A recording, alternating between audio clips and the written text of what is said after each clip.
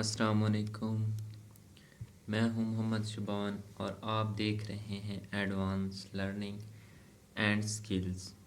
अगर आप लोगों ने अभी तक मेरा चैनल सब्सक्राइब नहीं किया तो मेरा चैनल सब्सक्राइब कर लें। आज हम सीखेंगे कैलकुलेटर की स्किल्स, कैलकुलेटर का एक वाइड यूज़। ठीक है, तो आज हम बहुत सारी ट्रिक्स सीखने वाले हैं एक ही वीडियो में, तो वीडियो के एंड तक बने रहिए मेरे साथ। ठीक है, अब हम स्टार्ट करने लगे हैं। सबसे पहले हमने कैलकुलेटर को रीसेट कैसे करना है, तो वो शिफ्ट के साथ 9 और 3 और 3 प्रेस करना है और 2 बार ओके प्रेस करना है। ठीक है, तो इस तरह हमारा कैलकुलेटर क्या है, रीसेट हो जाता है। ठीक है, तो ये कैलकुलेटर की रीसेटिंग थी। अब हमने अगर कोई इक्वेशन सॉल्व करनी है, ठीक है, तो इक्वेशन सॉल्व करने के लिए हम देख लेते हैं। सबसे पहले मोड पे आना है, 5 नंबर पे है हमारे पास इक्वेशन। अब हम इक्वेशन हमारे पास कितने किस्म की होती हैं, 2 किस्म की होती हैं। एक में हमारे पास सिर्फ वेरिएबल्स होते हैं और एक में साथ में कांस्टेंट दिया होता है। ठीक है, अगर हमारे पास कांस्टेंट वाली इक्वेशन हो तो हमने 2 वेरिएबल वाली सिलेक्ट कर लेते हैं। ठीक है, हमारे पास एक मिसाल के तौर पर इक्वेशन है 3x + 2y = 3। ठीक है, तो ये उस तरह की इक्वेशन है। ये 2 इक्वेशनें होंगी, उनको हमने सिमल्टेनियसली सॉल्व करना होता है। तो यहाँ पे हम कोई भी वैल्यूज़ देकर उनको सॉल्व कर सकते हैं। ठीक है, तो ये करस्पॉन्डिंग हमें x और y के आंसर दे देगा। अब हमने ओके प्रेस करना है। ये हमारे पास x = और y = -4/3। अब और किस किस्म की इक्वेशन होती हैं, 5 पे जाना है तो इक्वेशन अब हम 2 प्रेस करते हैं। यहाँ पे अगर हमारे पास 3x y और z वेरिएबल्स हैं और इज इक्वल टू वो किसी नंबर के हैं, तो फिर हमने ये वाला ट्रिक यूज़ करनी है। अगर हमारे पास अब इक्वेशन है ax² + bx + c = 0, यानी हमारे पास एक, मैं यहाँ पे दिखा देता हूँ, हमारे पास एक इक्वेशन है तो वो किस चीज़ के = 0 है। तो यहाँ से हम उसके यानी x के 2 रूट्स आएंगे, यानी x² + 2x, ये जो भी है। तो मैं यहाँ पे x² 1 रख लेता हूँ, ये 4 और ये 4, तो x = -2। ठीक है, मिनिमम वैल्यू -2, मतलब यही 2 बार वैल्यू होनी। तो अब मैं एक और इक्वेशन होती है, ठीक है, वो उसमें क्या है, ax³ होती है। ठीक है, तो अगर हमारे पास x³ + x² -x + c जो भी है वटेवर, वो तो हम इस तरीके से सॉल्व आउट कर सकते हैं। ठीक है, कैलकुलेटर हमें डायरेक्ट उसका आंसर दे देगा। ठीक है, ये करने के बाद फिर से हमें कैलकुलेटर को रीसेट करना होगा।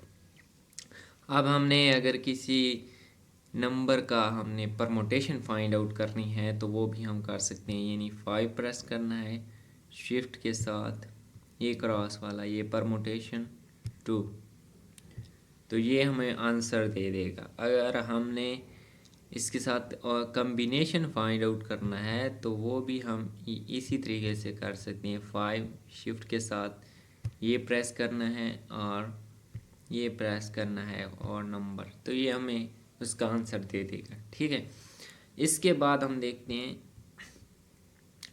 कि हमने एलसीएम कैसे फाइंड आउट करना है। तो हम 2 नंबर्स का एलसीएम फाइंड आउट कर सकते हैं डायरेक्ट कैलकुलेटर से। ये देखें, एलसीएम ऑफ 4, वो ये अल्फ़ा के साथ एक्स प्रेस करना है, वो अल्फ़ा के साथ नहीं, सॉरी, शिफ्ट के साथ, वो 6 मैं लिख लेता हूँ। तो ये देखें, ये एलसीएम इसका क्या आएगा, हमारे पास 12 आएगा। और इसी तरह हम ग्रेटेस्ट कॉमन डिवाइडर जीसीडी भी फाइंड आउट कर सकते हैं। वो हमने अल्फ़ा और ये प्रेस करना है, तो ये हमें दो नंबर्स का ग्रेटेस्ट कॉमन डिवाइडर दे देगा। ठीक है, ये मैं वही दो नंबर्स लिख लेता हूँ, लेकिन यहाँ पे दो नंबर्स का ही देगा कैलकुलेटर। तो ये 2 है, 2 एक ऐसा ग्रेटेस्ट नंबर है जो इन दोनों को डिवाइड कर सकता है। अब हम देख लेते हैं कि मैट्रिक्स हम कैसे लिखते हैं कैलकुलेटर में। तो मैट्रिक्स लिखने के लिए सबसे पहले हमने क्या करना है, मॉड पे आना है। 6 नंबर पे हमारे पास है मैट्रिक्स।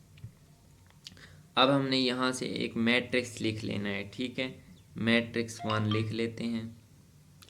मैंने मैट्रिक्स 1 लिख लिया। अब मैट्रिक्स यहाँ से हमने उसका ऑर्डर सेलेक्ट करना है कि 2/2 है, 3/2 है, 3/3 है। तो यहाँ से मैं एक मैट्रिक्स लिख लेता हूँ, फॉर एग्ज़ाम्पल 3/3 ही मैं लिख लेता हूँ। तो यहाँ से हम उसकी वैल्यूज़ पुट करेंगे। ठीक है, वैल्यूज़ पुट करने के बाद ऐसे रैंडमली मैं कोई भी वैल्यूज़ पुट कर रहा हूँ। ठीक है, तो मेरे ये वैल्यूज़ मैंने पुट कर ली हैं। अब हमने क्या है, AC प्रेस करना है। अब ये हमारे पास मैट्रिक्स सेव हो गया और हमें ये देखो मैट्रिक्स मोड शो हो रहा है यहाँ पे। अब हम इस पे मुख्तलिफ ऑपरेशंस लगा सकते हैं। वो कौन से ऑपरेशंस है वो मैं आपको बताने लगा हूँ। सबसे पहले हम इसका डिटर्मिनेंट फाइंड आउट कर सकते हैं। हमने आना है शिफ्ट और 4 नंबर पे मैट्रिक्स शो हो रहा है, तो हम इसका डिटर्मिनेंट फाइंड आउट कर सकते हैं। 7 नंबर पे है डिटर्मिनेंट ऑफ शिफ्ट प्रेस करना है, फिर 4 पे आना है। मैट्रिक्स हमारे पास ए था, डिटर्मिनेंट ऑफ ए, तो ये 112 आ रहा है। ठीक है, तो ये हमारे पास उसका डिटर्मिनेंट आ गया। तो इसके बाद हम उसका इन्वर्स फाइंड आउट कर सकते हैं। शिफ्ट पे आना है, 4 प्रेस करना है और हमारे पास मैट्रिक्स कौन सा था, मैट्रिक्स 3 नंबर पे ए। अब हमने ये इन्वर्स फाइंड आउट करने के लिए ये प्रेस कर देना है, तो ये हमारे पास मैट्रिक्स का इन्वर्स दे देगा। ठीक है, ये हमारे पास मैट्रिक्स का इन्वर्स आ गया। अब हम और कौन से अवामिल जो है मैट्रिक्स पे कर सकते हैं, शिफ्ट। अब हम यहाँ से पहले मैट्रिक्स का ट्रांसपोज ले सकते हैं। हमारे पास 8 नंबर पे है मैट्रिक्स का ट्रांसपोज। ये क्या है, शिफ्ट मैट्रिक्स हमारे पास कौन सा था, ए था, ये उसका ट्रांसपोज आ गया। ठीक है, अब हम क्या है मैट्रिक्स को, यानी हमारे पास दो मैट्रिक्स सेम मैट्रिक्स हैं, उनको मल्टीप्लाई करना है। Matrix A asterisk matrix A, तो वो हम कर सकते हैं। ये देखें, ये मैंने मैट्रिक्स ए यानी ए क्रॉस ए किया है। ठीक है, अब हमारे पास एक ऐसा होता है कि हमारे पास मैट्रिक्स, अब ये देखें इसकी 3 कॉलम्स हैं और नेक्स्ट हमारे पास ऐसा मैट्रिक्स होना चाहिए कि उसकी 3 रोज़ होंगी, तो फिर हम उसको इसके साथ मल्टीप्लाई कर सकेंगे। ठीक है, तो अब हमने एक और मैट्रिक्स, ये मैंने लिखा हुआ ही रहने दिया है। ठीक है, आपने इसी तरह और मैट्रिक्स लिखना है तो पहले एक को सेव कर लेना है, फिर दूसरा सेव करने के लिए शिफ्ट 4 पे आना है और 2 नंबर पे हमारे पास है डाटा। यहाँ से मैट्रिक्स 2, अब यहाँ से मैंने बताया था कि उसका क्या रखना है ऑर्डर, उसमें 3 रोज़ होनी चाहिए। मैं अगेन 3/3 ही लिख लेता हूँ, कोई भी मैट्रिक्स रैंडमली वैल्यूज़ पुट कर देते हैं।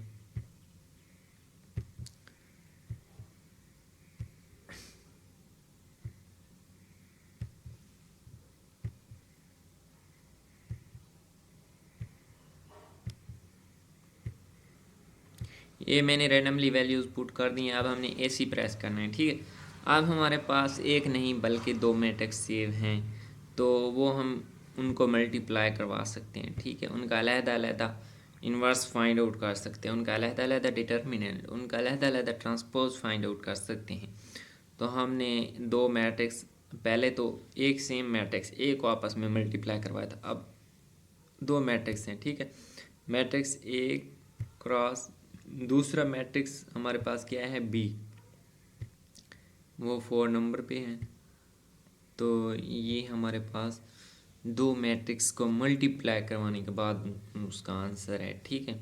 इसी तरह अगर हमने एक और मैट्रिक्स ऐड करना है, दो हमारे पास ऑलरेडी लिखे हुए हैं, शिफ्ट प्रेस करना है, 4 पे आना है, फिर 2 नंबर पे हमारे पास डाटा है।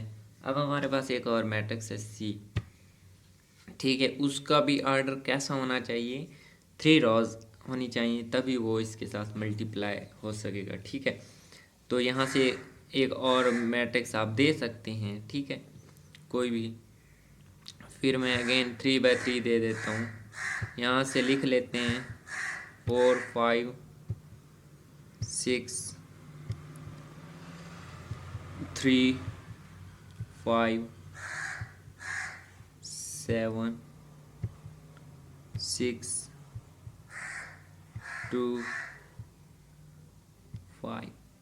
ये मैंने रैंडमली लिख लिया, ठीक है। ऐसे ही प्रेस करना, ये हमारे पास सेव हो गया।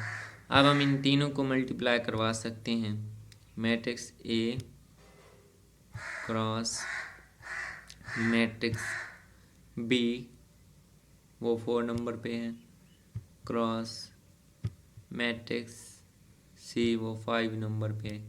तो ये प्रेस करना है शिफ्ट के साथ, पहले यहाँ ये 5 नंबर पे हमारे पास है मैट्रिक्स सी। तो ये हमने उन तीनों को क्या है मल्टीप्लाई करवा दिया, तो ये हमारे पास उसका आंसर ये आ गया। हम मैट्रिक्स को ऐड और सब्ट्रैक्ट भी कर सकते हैं, मैट्रिक्स ऑलरेडी हमारे पास लिखे हुए हैं। तो शिफ्ट 4 पे आना है, matrix A plus matrix B minus matrix C, randomly, ठीक है। आप प्लस भी कर सकते हैं, माइनस भी कर सकते हैं, डिवाइड भी कर सकते हैं, हर ऑपरेशन जो मैट्रिक्स से होता है, ठीक है, ये उसका आंसर आ गया। कोई हर ऑपरेशन आप मैट्रिक्स का कर सकते हैं, ठीक है। अब इसके बाद हमने क्या है, हमारे पास ये कैलकुलेटर के मैट्रिक्स मोड है, तो इसको सेट कर लेना है, वो शिफ्ट क्लियर और ये 3 ऑल क्लियर। इसके बाद हम देख लेते हैं कि हमारे पास मैट्रिक्स के बाद हम वेक्टर्स को कैसे सॉल्व करते हैं, ठीक है।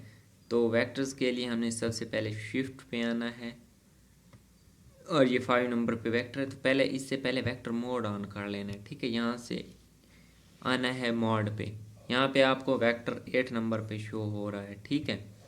अब यहाँ से हमने वेक्टर की एक डायमेंशन देनी है। वेक्टर की डायमेंशन क्या हो सकती है, 1। मैंने यहाँ से 3 डायमेंशनल भी हो सकता है, 2 भी हो सकता है, ठीक है। तो मैं फॉर मोर इंफॉर्मेशन में XYZ तीनों का फाइंड आउट कर लेता हूँ, ठीक है। यहाँ से हमने 2i unit vector plus 5j plus 7k unit vector, ठीक है। ये मैंने एक क्या लिख लिया, एक वेक्टर लिख लिया। अब हम देख लेते हैं कि वेक्टर्स पे हम ये ऐसी प्रेस करना था, ठीक है, वो सेव हो गया। ये देखने के लिए कि ये हमारे पास सेव हुआ या नहीं, तो ये भी हम चेक कर सकते हैं। तो 3 नंबर पे हमारे पास वेक्टर ए है, तो ये देखिए ये हमारे पास सेव खड़ा है ऑलरेडी। तो अब हमने आना है शिफ्ट, तो 5 नंबर पे वेक्टर शो हो रहा है, ठीक है। तो यहाँ से हम क्या फाइंड आउट कर सकते हैं, हमने एक और मैट्रिक वेक्टर यहाँ पे डिफाइन करवाना होगा। वो डिफाइन करवाने के लिए 2 पे जाना है, डाटा, यहाँ से वेक्टर 2, और वो भी मैं 3 डायमेंशन ही ले लेता हूँ। वो मैं ले लेता हूँ 7i plus 8j minus 3k, ठीक है। ये मैंने ऐसी प्रेस कर दिया। अब हम इनका डॉट प्रोडक्ट ले सकते हैं, शिफ्ट 5 पे आना है, ठीक है। सबसे पहले हमारे पास है 3 मैट्रिक्स, अब हमने इनका डॉट प्रोडक्ट लेना है, तो शिफ्ट 5 पे आना है, 7 नंबर पे हमारे पास डॉट शो हो रहा है। तो इसका क्या करना है, सिंपली शिफ्ट 5 पे आना है, वेक्टर बी लिख देना है जो कि 4 नंबर पे है। तो ये उनका डॉट प्रोडक्ट आ गया। अब इनका क्रॉस प्रोडक्ट भी ले सकते हैं, वो भी सिंपली कोई दिक्कत नहीं है, ठीक है। यहाँ पे इनके दरमियान में क्रॉस लगा देना है, तो ये उनका क्रॉस प्रोडक्ट आ गया। आपको पता है कि जो डॉट प्रोडक्ट होता है वो स्केलर जवाब देता है और जो वेक्टर प्रोडक्ट होता है वो एक वेक्टर में आंसर देता है। तो ये वेक्टर में आंसर दिए हुए मैंने 71i 55j और 19k। तो ये थे हमारे पास। हम और भी साथ में ऐड कर सकते हैं वेक्टर्स। अगर हमारे पास तीन वेक्टर्स को हम यहाँ पे सॉल्व कर सकते हैं, ठीक है। अब इसके बाद हमने क्या करना है, कैलकुलेटर को रीसेट कर लेना है। कोई भी फंक्शन करने के बाद हमने कैलकुलेटर को रीसेट कर लेना है। अब हम कम्प्लेक्स नंबर्स को देख लेते हैं कि कैलकुलेटर से कम्प्लेक्स नंबर्स को कैसे सॉल्व करते हैं, ठीक है। तो कम्प्लेक्स नंबर्स को सॉल्व करने के लिए हमारे पास 2 नंबर पे है कम्प्लेक्स मोड। कम्प्लेक्स मोड हमने ऑन कर लिया। अब हम यहाँ से कोई भी नंबर लिख लेते हैं 2 + 3, यहाँ पे ये ANG के आयोटा, ठीक है। ये मैंने एक नंबर लिख लिया। अब मैं इसको क्या करता हूँ, इसको सेव कर लेता हूँ। इसको सेव करने के लिए शिफ्ट रिकॉल ए, तो ये ए में हमारे पास सेव हो गया, ठीक है। अब हम यहाँ से इस नंबर से मुख्तलिफ़ चीज़ें फाइंड आउट कर सकते हैं। इसका एंगल फाइंड आउट कर सकते हैं, ठीक है। ये मैं सबसे पहले इसका मैग्नीट्यूड फाइंड आउट कर सकते शिफ्ट के साथ। ये HYP, यहाँ से रिकॉल ऑफ ए, तो ये हमारे पास क्या है, ये उसका मैग्नीट्यूड है, ठीक है। ये उसका मैग्नीट्यूड है। उसका एंगल फाइंड आउट करने के लिए सबसे पहले हमने शिफ्ट पे आना है, कम्प्लेक्स 2 नंबर पे आना है 1 आर्गूमेंट। ये हमारे पास क्या है, उसका एंगल बताएगा। ये उसका एंगल बताएगा, ये देखें ये उसका एंगल है, ठीक है।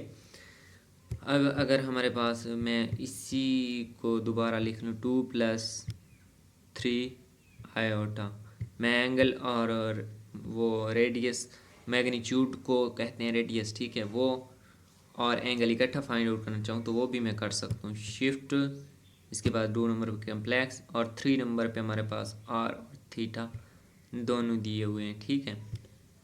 ये देखें √13 मैग्नीट्यूड आया था और उसका एंगल ये आया था, ठीक है। ये हम फाइंड आउट कर सकते हैं। इसके बाद और क्या फाइंड आउट कर सकते हैं, ये हमारे पास नंबर हुई, ये मैं दे देता हूँ, ठीक है। अब यहाँ से शिफ्ट, उसका कॉन्जुगेट फाइंड आउट कर सकते हैं, कॉन्जुगेट ऑफ ए। तो ये उसका 2 + 3 2 - 3 आयोटा हो जाएगा। अब हम ऐसा भी कर सकते हैं कि 2 कम्प्लेक्स नंबर्स को मल्टीप्लाई करवा सकते हैं, 2 को, 3 को, 4 को, 5 को, ठीक है। ये हमारे पास ABCDEF हैं, तो हम यहाँ पे इनको रिस्टोर करके या वैसे ही इस तरह ब्रैकेट्स में लिख के उनको मल्टीप्लाई करवा सकते हैं। 2 + 3 आयोटा इंटू 9 + 2 आयोटा, ठीक है। ये मैं उनको मल्टीप्लाई करवा रहा हूँ, ठीक है। ये उसका आंसर आ गया 12 + 31 आयोटा। तो ये हमारे पास थे कम्प्लेक्स नंबर्स। अब हम इनकी पोलर फॉर्म और कार्टेशियन फॉर्म वो कैसे फाइंड आउट कर सकते हैं। तो वो फाइंड आउट करने के लिए हमने क्या करना है, शिफ्ट, और ये हमारे पास ये अल्फ़ा के प्लस हमारे साथ इंटीजर आएगा। एक मिनट, सबसे पहले हमने क्या है, उसका मोड रीसेट कर लेना है। तो अब शिफ्ट के साथ हमने ये प्रेस करेंगे तो ये हमारे पास क्या देगा, पोलर में कन्वर्ट करने के लिए हमारे पास कार्टेशियन में डाटा होगा, ठीक है। हमारे पास है 3 वो 60 फॉर एग्जांपल के तौर पे।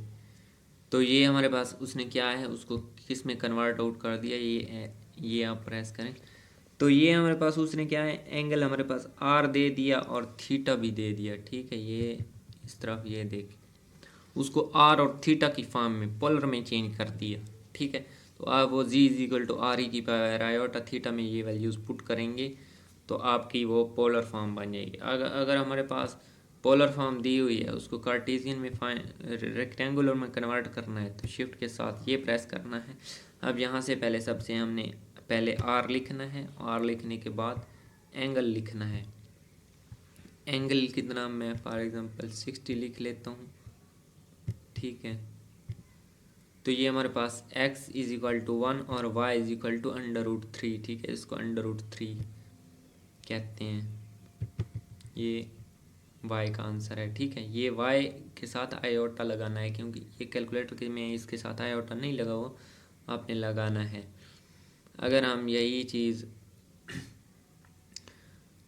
यहाँ से आए पाई की फॉर्म में भी लिख सकते हैं, ठीक है। ज़रूर आपके पास डाटा पाई की फॉर्म है तो यहाँ पे पहले उसका रेडियन मोड ऑन कर देना 4 नंबर पे। अब हम यही चीज़ किस में करेंगे, हमारे पास r इज इक्वल 2 था और हमारे पास थीटा एंगल हमारे पास π/3। पाई लिखने के लिए शिफ्ट के साथ ये प्रेस करना है और उसके बट्टे में 3, यानी कि वो 60 डिग्री। तो ये π/3 वही आंसर आ गया, ठीक है। अब हम यूनिट्स को कन्वर्ट कर सकते हैं, ठीक है। तो हमारे पास ये है 60, इसको हमने क्या दूसरे यूनिट्स में कन्वर्ट करना है, तो ये हमने शिफ्ट पे आना है और आंसर, ठीक है। यहाँ पे हम 2 नंबर प्रेस करते हैं, ये एक मिनट, यहाँ से हम 1 नंबर प्रेस करते हैं। तो 60 डिग्री हमारे पास कितने रेडियन के बराबर होता है, π/3। तो ये हम ऐसे यूनिट्स की कन्वर्जन कर सकते हैं, ठीक है। तो उसके लिए हमने सबसे पहले रेडियन मोड लाना है, ठीक है। अगर हमने रेडियन में आंसर लेके जाना है तो यहाँ डिग्री वाला पुट करेंगे और वो रेडियन में ऑटोमेटिकली दे देगा, ठीक है। अगर हमने रेडियन को डिग्री में कन्वर्ट करना है तो हमें डिग्री मोड ऑन करना होगा, जैसे कि मैंने दिखाया है आपको। डिग्री मोड ऑन करके हमने यहाँ पे लिखना है π/3, यानी मैं पाई रेडियन लिख देता हूँ। शिफ्ट के साथ ये आंसर वाला बटन प्रेस करना है और 2 नंबर पे रेडियन है तो पाई रेडियन किसके 180 डिग्री के बराबर होता है। इस तरह हम इनके यूनिट्स की कन्वर्जन भी कर सकते हैं। इसके बाद हम देख लेते हैं कि हमारे पास स्टेट को कैसे सॉल्व करते हैं, ठीक है। यहाँ से सबसे पहले हमने स्टेट मोड ऑन कर लेना है, 3 नंबर पे है। यहाँ से हम कोई भी वेरिएबल डिक्लेयर करवा देते हैं, ठीक। मैं 1 करवा देता हूँ। यहाँ से हम उनकी कोई वैल्यूज़ दे देते हैं, ठीक है। x 5 6 3, ठीक है। ये मैंने सेव कर दी। अब हमने क्या करना है, शिफ्ट और स्टेट हमारे पास कितने 1 नंबर पे शो हो रहा है। अब हमने यहाँ से ये चीज़ें फाइंड आउट कर सकते हैं उनमें मिनिमम नंबर कौन सा था, उनमें मैक्सिमम नंबर कौन सा था, वेरिएंस फाइंड आउट कर सकते हैं। हम सबसे पहले मैं मिनिमम और मैक्सिमम नंबर, मिनिमम x जो मिनिमम वैल्यू हमने पुट की है वो कितनी थी, वो 2 थी, ठीक है। ये कैलकुलेटर ने बता दिया। मैक्सिमम फाइंड आउट कर सकते हैं। इसके बाद हम आते हैं डाटा सम पे। अब हम यहाँ से summation x square find out कर सकते हैं, ठीक है। समेशन एक्स भी फाइंड आउट कर सकते हैं, ये समेशन एक्स स्क्वायर का आंसर है, ठीक है। अब यहाँ से हम और क्या चीज़ फाइंड आउट कर सकते हैं, समेशन एक्स और समेशन एक्स स्क्वायर हो गया। अब हम 4 नंबर पे हमारे पास है एक्स बार, यानी कि उसकी मीन फाइंड आउट करना। मीन भी फाइंड आउट कर सकते। पहले नंबर पे हमारे पास है ये, हमारे पास है n, कि हमारे पास कितनी वैल्यूज़ हमने x की एंटर की हैं, ठीक है। इसके बाद ये हमारे पास क्या है, ये हमारे पास वेरिएंस, ठीक है, वेरिएंस देगा। तो ये हम फाइंड आउट कर लेते हैं। सबसे पहले मीन, ये हमने मीन फाइंड आउट कर ली, उसकी मीन 4 आती है। इसके बाद हम क्या चीज़ फाइंड आउट कर सकते हैं, मैं आपको बताना है। 4 नंबर पे जाना है। यहाँ से हम क्या चीज़ फाइंड आउट कर सकते हैं 3 नंबर पे, और एस स्क्वायर से उसको शो करते हैं वेरिएंस को। तो ये 2.5, ठीक है। तो इसी तरह हम स्टैंडर्ड डेविएशन फाइंड आउट करने के लिए, वो उसका स्क्वायर नहीं होता, स्टैंडर्ड डेविएशन, ये उसकी स्टैंडर्ड डेविएशन आ गई, ठीक है। अब हम कैलकुलेटर पे और ये हमारे पास अनग्रुप डाटा के लिए सारी चीज़ें थी। ग्रुप डाटा के लिए भी हम देख लेते हैं कि ग्रुप डाटा को कैलकुलेटर में कैसे सॉल्व आउट कर सकते हैं। ये 4 नंबर पे हमारे पास है स्टैंडर्ड डेविएशन, तो ये वही चीज़ थी, ठीक है, जो मैंने आपको पहले बता दी। अब हम देख लेते हैं कोई और स्टेट का फंक्शन। 5 नंबर पे हमारे पास क्या शो हो रहा है, इसके लिए मैंने इम्पोर्ट एक वीडियो बनाई हुई है। इस से हम प्रोबेबिलिटी फाइंड आउट करते हैं, ठीक है, वो उसका लिंक मैं दे दूँगा। उसके लिए साथ में आपको ग्राफ देखना और उसके लिए आपको एक एक्सप्लेनेशन चाहिए प्रोबेबिलिटी फाइंड आउट करने के लिए, तो वो मैंने ऑलरेडी एक वीडियो बनाई हुई है, वो आप देख सकते हैं। उसका लिंक मैं दे दूँगा, एंड स्क्रीन भी वही लगा दूँगा। चलो, तो ये प्रोबेबिलिटी फाइंड आउट। अब हमने अगर ग्रुप डाटा के लिए यही चीज़ें फाइंड आउट करनी है, तो ग्रुप डाटा के लिए सबसे पहले हमने शिफ्ट पे जाना है, मोड पे जाना है, और यहाँ से हमने ये देख कम्प्लेक्स 3 नंबर पे है।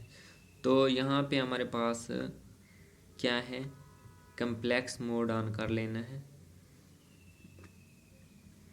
कम्प्लेक्स नहीं यार, हमने स्टेट मोड ऑन करना था। यहाँ से हमने शिफ्ट और यहाँ पे स्टेट हमारे पास 4 नंबर पे है, तो इसको ऑन कर देना है। ये हमारे पास ऑन हो गया। अब हमने कोई भी वेरिएबल लिखना है, ठीक है, ऑन हो गया। 3 नंबर पे जाना है, यहाँ से हम एक वेरिएबल दे देते हैं। तो अब हमें साथ में वो फ्रीक्वेंसी का ऑप्शन शो कर रहा है, ठीक है। तो हमें पता है कि ग्रुप डाटा के लिए साथ में फ्रीक्वेंसी ज़रूरी है, ठीक है। तो मैं कुछ वैल्यूज़ पुट कर देता हूँ यहाँ पे, वही सेम फंक्शंस हैं, ठीक है, लेकिन एक चीज़ का ख्याल रखना है कि वो मैं आपको बता देता हूँ कि वो कौन सी चीज़ है। तो जैसे आप यहाँ पे फ्रीक्वेंसी भी यहाँ पे लिख लेते हैं कोई,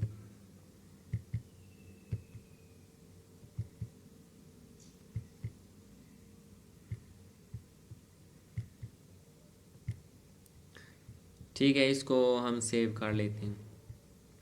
अब हमने शिफ्ट 1 पे आना है, यहाँ से हम पहले सम के फार्मूले देख लेते हैं, ठीक है। समेशन एक्स, जब आप समेशन एक्स फाइंड करेंगे तो ये समेशन एक्स नहीं बल्कि ये ग्रुप डाटा है, तो ये समेशन एफ एक्स का आंसर देगा, ठीक है।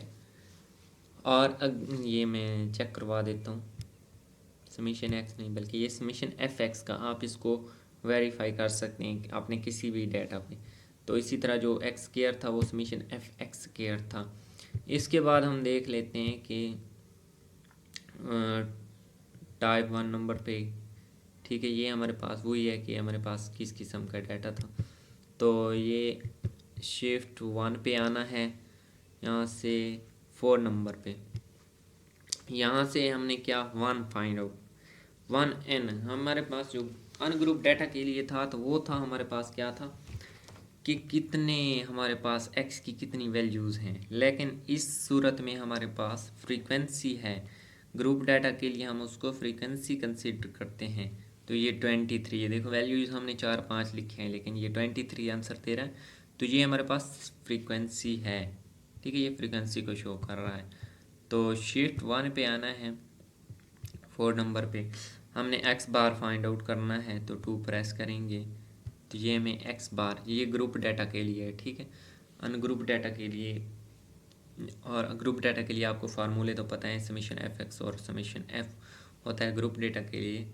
तो ये हमारे पास ग्रुप डाटा के लिए सारे फंक्शंस कर रहा है, ठीक है, क्योंकि हमने एडवांस मोड ऑन किया हुआ है, ठीक है। तो 4 नंबर पे हमने यहाँ से क्या चीज़ वेरिएंस फाइंड आउट करनी है 3, तो ये उसका स्क्वायर होता है। तो ये हमारे पास ये ग्रुप डाटा के लिए उसका आंसर दे देगा, ठीक है। इसी तरह स्टैंडर्ड डेविएशन भी फाइंड आउट कर सकते हैं। तो ये थी हमारे पास इससे रिलेटेड स्किल्स। अब यहाँ से हम मिनिमम मैक्सिमम भी फाइंड आउट कर सकते हैं, और बाकी मैंने बताया हुआ है आपको मिनी वो 5 नंबर पे डिस्ट्रीब्यूशन, ठीक है, उसको डिस्ट्रीब्यूशन नॉर्मल डिस्ट्रीब्यूशन वो हमने प्रोबेबिलिटी उसके हिसाब से फाइंड आउट करनी है, तो उसके लिए मैंने वीडियो आपको बताया हुआ है, ठीक है। तो अब हमारे पास और कुछ इम्पॉर्टेंट फंक्शंस जो कैलकुलेटर की मैं आपको बता देता हूँ, ठीक है। तो और हमारे पास है, हमने कोई भी वैल्यू यहाँ पे लिखनी है एक्स स्क्वायर -1, ठीक है। ये मैंने एक वैल्यू लिख ली। तो अब हमने क्या करना है, सबसे पहले चलो ये कर लेते हैं, शिफ्ट के साथ ये करेंगे, ये कैलकुलेट पहले सबसे पहले क्या करना है, रीसेटिंग कैलकुलेटर कर लेते हैं। अब यहाँ से हम कोई एक्स की वैल्यूज़ लिख लेते हैं, ठीक है। एक्स स्क्वायर -1, तो यहाँ से हम कैलकुलेट बटन प्रेस करेंगे तो एक्स कैलकुलेट करें, ठीक है। हमने क्या करना है, एक्स की एक वैल्यू हमने देनी है। फॉर एग्जांपल मैं 5 देता हूँ, 5 का स्क्वायर 25 - 1 24। तो ये हमारे पास ऐसा होता है कि हमारे एक फंक्शन दिया होता है एफ ऑफ एक्स, ठीक है। उसमें एफ ऑफ एक्स, एक्स में कोई भी बहुत लंबी लंबी इक्वेशंस भी होती हैं, तो हमने उसमें एक्स की एक वैल्यू यानी एफ ऑफ 2 पे या एफ ऑफ 4 पे एक फाइंड करनी है वैल्यू। तो हम इस तरह कर सकते हैं। मैं एक लंबी इक्वेशन थोड़ी लिख लेता हूँ, एक्स की पावर 3 + 5 x -6, ठीक है। ये मैंने एक लिख लिया है, ऐसे ही रैंडमली कुछ लिख लिया है, ठीक है। तो कैलकुलेट पे प्रेस करना, यहाँ से हमने x की कोई वैल्यू देनी है, ठीक है। मैं दे देता हूँ 2, तो x = 2 पे ये हमारे पास क्या है, इसका आंसर 12 आ गया है। तो इस तरह ये हम वैल्यूज़ फाइंड आउट कर सकते हैं। इसी तरह हमारे पास 12th क्लास में कुछ क्वेश्चंस होते हैं, ठीक है। उसमें हमने फाइंड आउट क्या करना होता है, उन्होंने क्वेश्चन दिए हुए होते हैं कि इसको कंप्लीट स्क्वायर करके इसका आंसर फाइंड आउट करें और ये वो। तो x का हमने वहाँ से भी आंसर फाइंड आउट करना है, तो उसके लिए भी हमने सिंपली कोई इक्वेशन लिख लेनी है। मैं ऐसे रैंडमली लिख लेता हूँ, x² - 1 इज इक्वल टू के दूसरी साइड वाली चीज़ दूसरी जगह के माइनस हो जाती है, ठीक है। -3x for example. अब मैं यहाँ से कर देता हूँ शिफ्ट और कैलकुलेट, तो ये हमें क्या देगा, सॉल्व फॉर एक्स की कोई वैल्यू दे देगा, ठीक है। ये एक्स की एक वैल्यू उसने दे दी है एग्जैक्ट। ये मैं लिख लेता हूँ x² - 1 x² -1, ठीक है। सॉल्व फॉर x करते हैं, तो ये देखें, ये हमारे पास सॉल्व x = 1, हमें ये एक वैल्यू देगा। दो वैल्यूज़ होती हैं लेकिन हमें ये एक, यहाँ से हमारे पास x की दो वैल्यूज़ आनी थी, +1 या -1, और आयोटा की फॉर्म में भी चली जाती हैं वैल्यूज़। तो हमें दो वैल्यूज़ आनी थी, लेकिन कैलकुलेटर हमेशा ये इस तरह एक वैल्यू ही देगा। तो मेरे ख्याल से इतनी स्किल्स आज के लिए बहुत हैं। मैं नेक्स्ट वीडियो में ऐसे ही कैलकुलेटर की बेहतरीन स्किल्स आपको सिखाऊंगा। आपके लिए अल्लाह हाफिज़। अगर आप लोगों ने अभी तक मेरा चैनल सब्सक्राइब नहीं किया तो आपसे गुजारिश है कि मेरा चैनल सब्सक्राइब कर लें। अल्लाह हाफिज़।